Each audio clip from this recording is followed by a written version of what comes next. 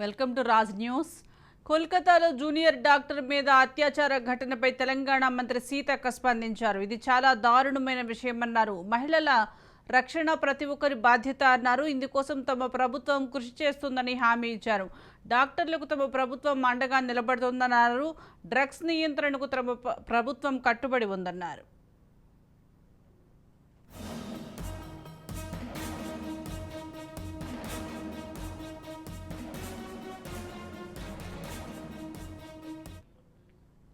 కోల్కతాలో జరిగిన అత్యాచార ఘటనను నిరసిస్తూ తెలంగాణ వ్యాప్తంగా ప్రభుత్వ ఆసుపత్రుల్లో ఓపీలను నిలిపివేశారు. హైదరాబాద్లోని గాంధీ ఆసుపత్రిలో వైద్యులు ఆసుపత్రి ఎదుట నిరసన తెలిపారు. అదే సమయంలో ఓ రోగిని పరామర్శించేందుకు మంత్రి సీతక్క అక్కడికి వచ్చారు. నిరసన తెలుపుతున్న డాక్టర్లకు ఆమె సంఘీభావం తెలిపారు.